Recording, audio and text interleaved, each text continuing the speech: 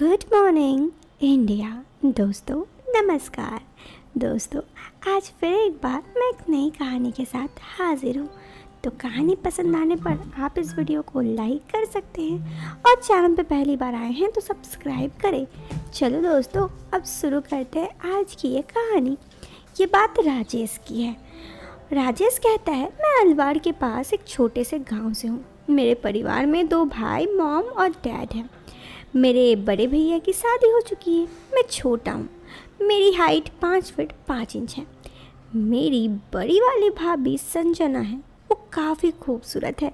जब वो सामने से निकलती है तो मन हेनु हेनु होने लगता है। वो देखने में बड़ी ख़ास है और कोई भी उनको देख फिदा हो सकता है, लेकिन वो किसी को लाइन नहीं देती, मुझे भी नहीं। मेरे दिल में ये सब बातें थी तो, लेकिन उन्हें बता नहीं पा रहा था। खैर ये बात 4 साल पहले की है, जब मैं 12वीं क्लास में पढ़ता था। उस समय मेरी उम्र 19 साल थी। उस समय मेरे बड़े भाई के पास शहर में रहने गया। हमारे परिवार गांव में रहता। इधर शहर में मैं, मेरी भाभी दोनों घर पर अकेले रहते, क्योंकि भैया जॉब पर चले गए होते। पहले मैं भाभी को कभी बुरी नज़र से नहीं देखता। मैं अपनी भाभी से बहुत मज़े से बात किया करता। भाभी भी मुझे काफ़ी खुश रहती। हम दोनों हंसी मजाक करते रहे। एक दिन मैंने भाभी से उनकी शादी से पहले के बारे में पूछा तो उन्होंने कहा कि मैंने शादी से पहले किसी भी लड़के से दोस्ती नहीं की थी। अब जब किसी लड़के से दोस्ती ही नहीं की थी तो प्यार तो दूर का बात। मतलब भैया भाभी के पहला प्यार है। मेरे भाई और भाभी के बारे में मैं ये सब सोचते रहा।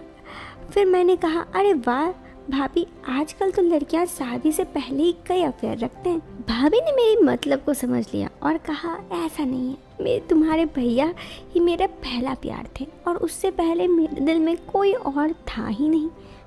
खैर उस दिन पहली बार भाभी से इतना खुलकर बात हुआ और उनसे बातचीत के बाद भाभी का देखने का नज़रिया ही बदल गया। क्योंकि भैया थे नहीं, वो अपनी ट्रेनिंग के लिए 1 साल के लिए साउथ गए थे, तो भाभी अकेले रहती।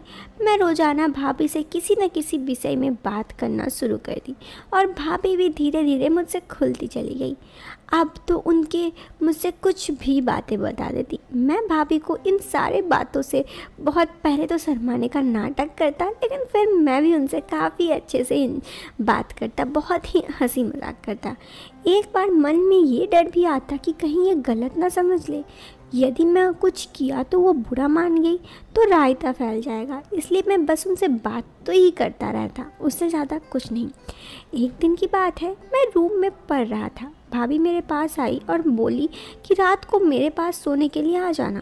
मैं उस टाइम नहीं समझ पाया कि भाभी किधर क्या बोल रही है। मैं लगभग 10 बजे भाभी की चारपाई पर आ गया और कहा कि हाँ भाभी बताइए।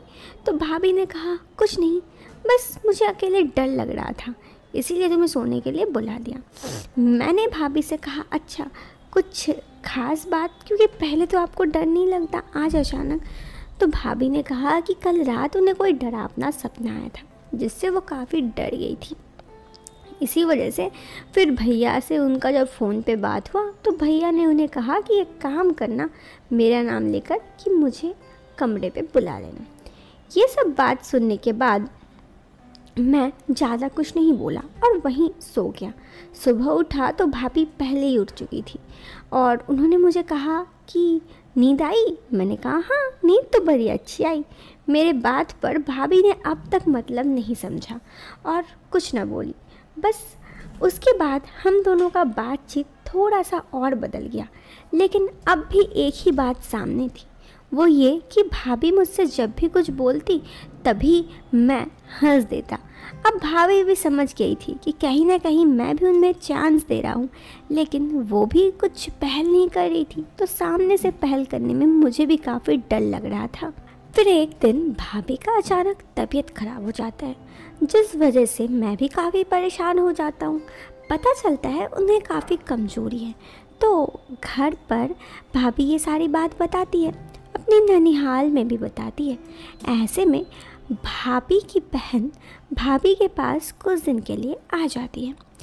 भाभी की बहन के आने के बाद मेरे और भाभी में काफ़ी दूरी हो जाती है, क्योंकि पहले जैसे ही मैं हमेशा भाभी से बात करते रहता, उनसे हंसी मजाक करता, भाभी की बहन के आने के बाद भाभी अपनी बहन से ही बिज़ी रहती है और वो मुझसे बहुत कम बात करती है, बस ज़रूरत जितना। मुझे ये सब चीज़ों के लिए बहुत ही ज़्यादा बुरा लगने लगता है, लेकिन फिर धीरे धीरे मुझे लगने लगता है कि भाभी से ये सब कुछ गलत भी था, भले ही देर होने से पहले ही मैं समझ गया।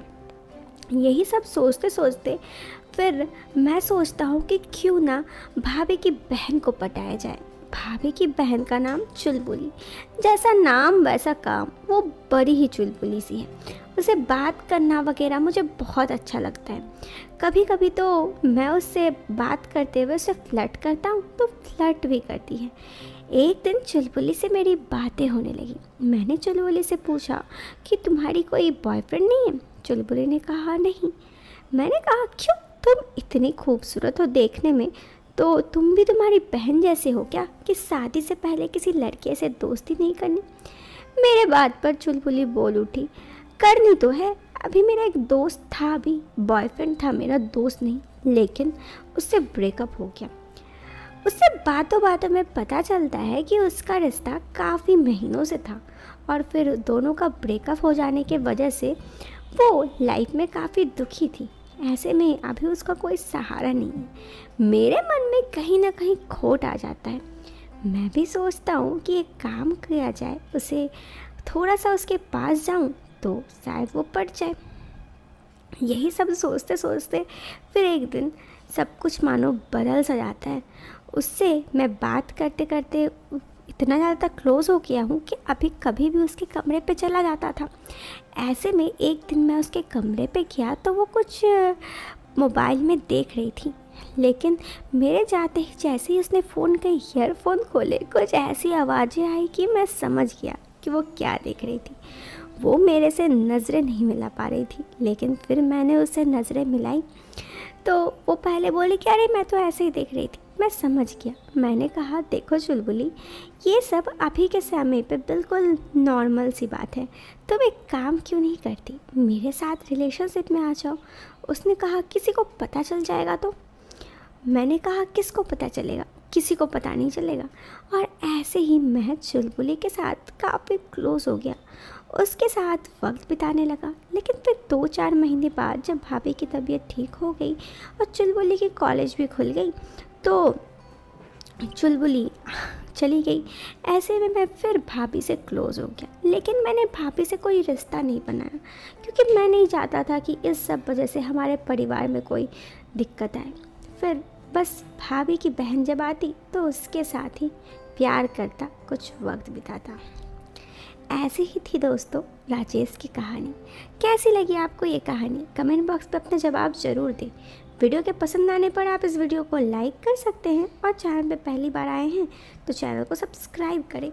मिलते हैं फिर एक नए वीडियो में एक नया इंटरेस्टिंग टॉपिक के साथ। Till then bye bye, take care.